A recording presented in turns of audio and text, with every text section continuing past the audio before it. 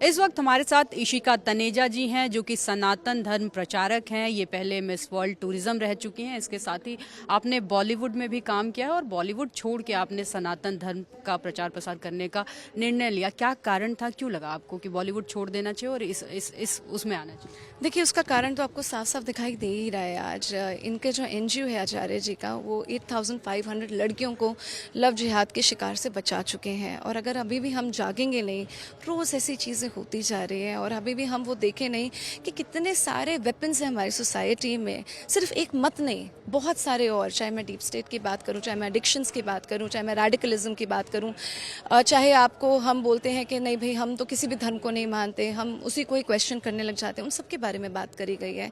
तो मुझे लगता है कि वो जो सोसाइटी के जितने भी ईवल्स हैं हम उसको एड्रेस करें, उसको अपनाएं, उसको समझें, ताकि वो वार हम पे ना हो पाए। और मुझे लगता है कि अब मुझे भी क्या, सारे यूथ को अब इकट्ठा होने की ज़रूरत है, क्योंकि मैं चाहती हूँ हमारी एक भी बेटी अगर उसकी बलि चढ़ती है तो फिर सच में बहुत ज़्यादा बुरा लगता है कि हम इतने एजुकेटेड, इतने ज़्यादा प्रोग्रेसिव माइंडसेट के होने के बावजूद भी हमारी बेटियां अगर शिकार हो रही हैं तो फिर इससे ज़्यादा दुख की बात नहीं हो सकती है। जिस तरीके से लव जिहाद के मामले बढ़ रहे हैं, आए दिन हमें भी देखने को मिलता है कि लव जिहाद की घटनाएं होती हैं, लव जिहाद जैसी चीज़ें होती हैं। क्या लगता है आपको, कितनी अवेयरनेस की ज़रूरत है, किस तरीके से लड़कियों को जागरूक होने की ज़रूरत है?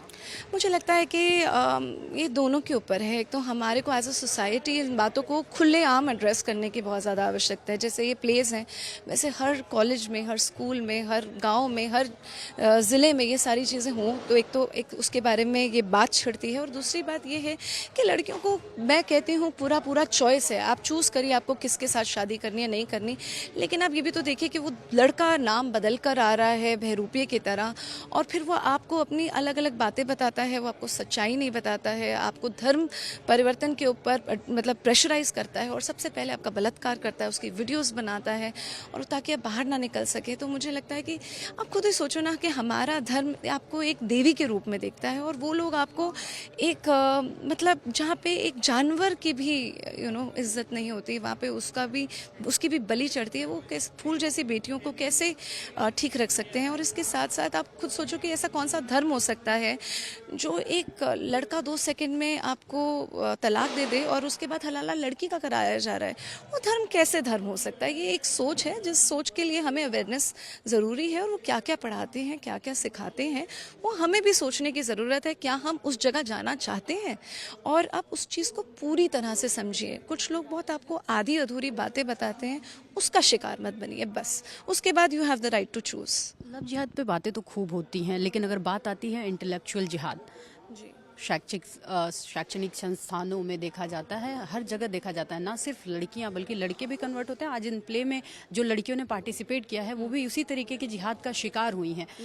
उस जो इंटेलेक्चुअल जिहाद है उस पे बातचीत कम होती है। मुझे लगता है इतने सारे जिहाद हैं, उन सब के ऊपर अवेयरनेस की बहुत ज़्यादा आवश्यकता है। जॉब जिहाद है, आप जैसे बोल रहे हैं इंटेलेक्चुअल जिहाद है, क्योंकि हमारे अपने रूट्स स्ट्रॉन्ग नहीं हैं और हम अपने परिवारों में ये बातें नहीं करते। We are not a proud Indian and we are not a proud Hindu. हमें हिंदू बोलने में भी थोड़ा हम कतराते हैं, हम अपना तिलक लगाने में, अपनी माला पहनने में भी डरते हैं। आई थिंक वो सब हमें छोड़ना पड़ेगा, अपने रूट्स को स्ट्रॉन्ग करना पड़ेगा, अपनी फैमिली स्ट्रक्चर को स्ट्रॉन्ग करना पड़ेगा। We have to be an unapologetic Sanatani. And मुझे लगता है कि हर उस जिहाद को एड्रेस करना पड़ेगा, बिकॉज देखिए एक वेपन नहीं है, इनके पास हज़ारों वेपन है। अगर मैं वेस्टर्न कल्चर की बात करें जाए, अगर हम बात करें कि किस तरह से हमें रेडिकलिज्म के थ्रू, किसे हिडोनिस्टिक थॉट प्रोसेसेस के थ्रू, या फिर अगर आप बोले कितने मतलब there are so many ways जिससे वो आपको अट्रैक्ट करते हैं, आपको भ्रमित करते हैं। सोशल मीडिया उसमें से आजकल एक बन चुका है। अगर हम बात करें एडिक्शंस इतनी सारी हो रही हैं, तो हमें अपने बच्चों की सुरक्षा तो खुद ही करनी पड़ेगी, और जिसकी सुरक्षा हो गई उसको आके बोलना ही पड़ेगा। हमारे अकेले बोलने से कुछ नहीं होगा। अब हमें वो एकता दिखाने की बहुत ज़्यादा ज़रूरत है। मौलाना मदनी ने जो बयान दिया कि इस तरीके से भ्रम फैलाया जाता है एक समुदाय विशेष के लिए, क्या कहेंगे? देखिए, मैंने कहा कि मैं मुसलमानों के ख़िलाफ़ बिल्कुल भी नहीं हूँ, लेकिन जो लव जिहादी की सोच है ना, वो कुछ लोगों की जो सोच होती है वो आपको भ्रमित कर कर आपने हमने खुद देखा, झांगुर बाबा जैसे लोग, हमने देखा कि हमारी ब्राह्मण बेटियों के पैसे लगाए जा रहे हैं 16 लाख 15 लाख और अनुसूचित जातियों के 8 लाख। तो ये क्या है? ये पूरा का पूरा एक रैकेट चल रहा है और उस रैकेट को एड्रेस करना किसी धर्म के खिलाफ नहीं है। पर हाँ, देखिए, हमारे जब हम बच्चे होते थे हमें बताया जाता था, देखिए सती प्रथा गलत है, हमें बताया जाता था कि डाउरी गलत है, पर हमें ये क्यों नहीं बताया जा रहा है कि हलाला गलत है? हमें ये क्यों नहीं बताया जा रहा है कि 3-3 लड़कियां नहीं होनी चाहिए एक शादी में? हमें लड़कियों को पूरी तरह से सशक्त करना चाहिए और भारत में अब नहीं होगा तो फिर I think it will be too late. मुझे लगता है ना सिर्फ मुस्लिम एक समुदाय वैसे, जबकि क्रिश्चियनिटी में भी कन्वर्जन कराया जाता है। केरला जैसे जगहों पे ऐसे मामले भी आते हैं जहाँ क्रिश्चियनिटी में भी कन्वर्जन होता है।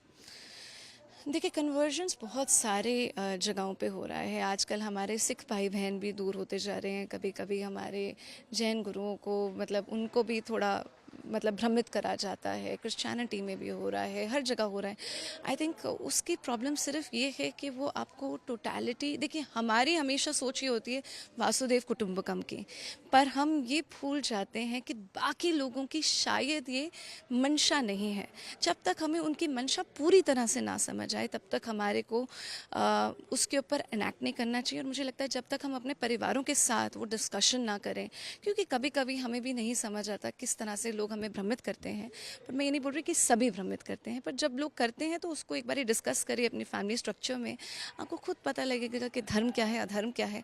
और हमें तो लगता है कि हमें हमेशा धर्म के साथ ही खड़ा होना चाहिए। आखिरी सवाल, आप भी सनातन के प्रचार में हैं, जुड़ी हुई हैं, क्या आपको कभी ऐसी कोई भी घटना बताइए, जो किसी लव जिहाद की ऐसी घटना जो आपको याद हो, जो अंदर तक झकझोर देती हो?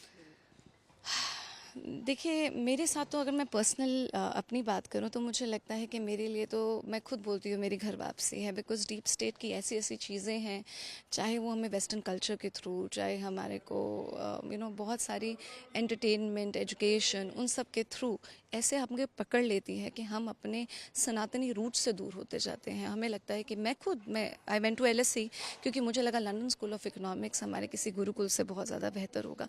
तो ये जो भ्रम हमारे दिमाग में डाला जाता है, आई थिंक उसको एड्रेस करना बहुत ज़्यादा इम्पॉर्टेंट है और हमें अपने बैक टू रूट्स आना बहुत ज़्यादा इम्पॉर्टेंट है।